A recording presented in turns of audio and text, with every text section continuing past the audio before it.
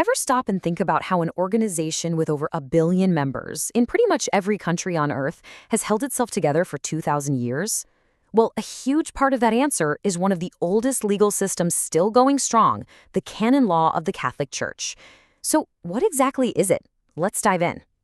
First, let's wrap our heads around this number, 1.3 billion. That's how many baptized Catholics are, in one way or another, governed by the principles of canon law. Just to put that into perspective, this one single legal system touches the lives of more people than the laws of almost any single country on the planet. It's truly massive. So what is this thing? At its core, it's the Church's internal rulebook. Think of it like a constitution and a legal code all rolled into one. It covers everything from the church hierarchy to how sacraments are performed. A great way to think of it is as the Church's operating system, and the current version, the 1983 Code of Canon Law, is the modern software that brought everything up to date after the big reforms of the Second Vatican Council. But, this super organized, modern system didn't just pop into existence. To really get where it came from, we've got to take a trip back in time, way back to the 12th century. And let me tell you, it was a time of total legal chaos, where the idea of a single, coherent law book for the Church seemed, well, pretty much impossible. Just try to picture the legal scene in the 12th century.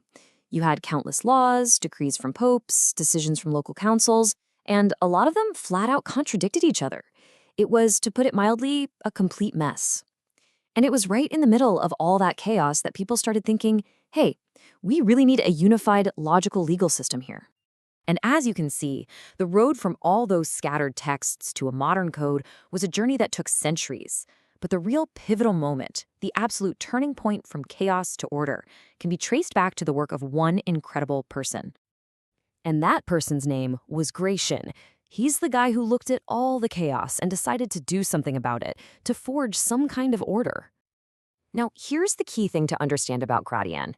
He wasn't a lawmaker. He didn't write any new laws. He was a scholar who took on this absolutely mammoth task of sorting through nearly 1,000 years of church legal texts. And this is his method, which was just brilliant. First, he collected everything. Then he analyzed it. But step 3, that was the real game changer. He used logic and reason to try and harmonize all the contradictions he found, to create one coherent system out of all that mess. His work literally became the foundation of modern church law. This quote just nails the impact of his work. His book, the Decretum Gratianian, was never made into an official law book, but it didn't have to be. It was just so good, so logical, that everyone started treating it like one anyway.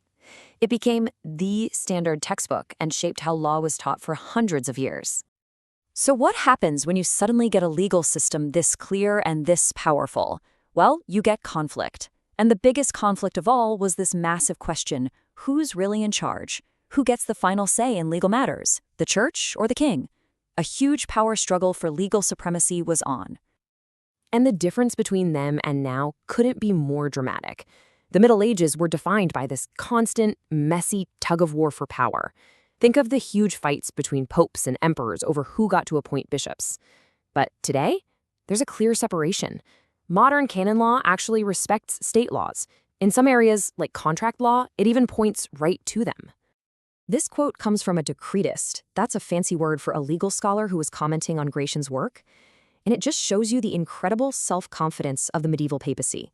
They truly believed the Pope could be the final legal authority for everyone in Christendom, not just in churchy matters, but in pretty much all matters. But, and this is what makes the history so interesting, it wasn't just a one-way street of power. It was way more complex. For example, if a priest wanted to sue a regular person, a non-cleric, he often had to take his case to a secular court. It was this really tangled legal web. Okay, let's look at the Church's own justice system. This process here shows how incredibly hard it was to even accuse a bishop. But the key is that final step. You could go through the whole process, but no verdict was valid without approval from Rome. That's it. That's the bottom line. At the end of the day, the Pope had the final say. And all of this power was wrapped up in this one key legal idea: jurisdictio ordinaria.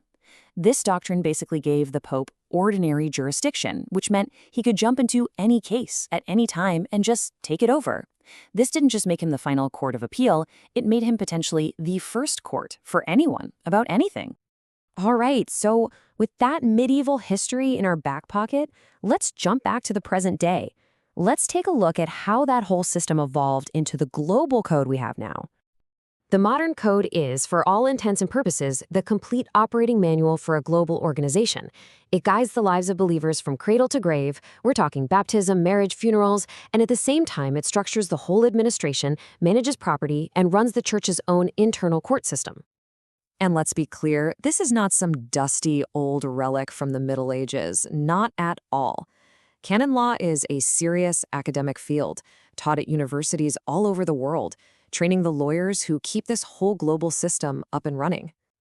Honestly, the best way to think about canon law is as the church's institutional DNA.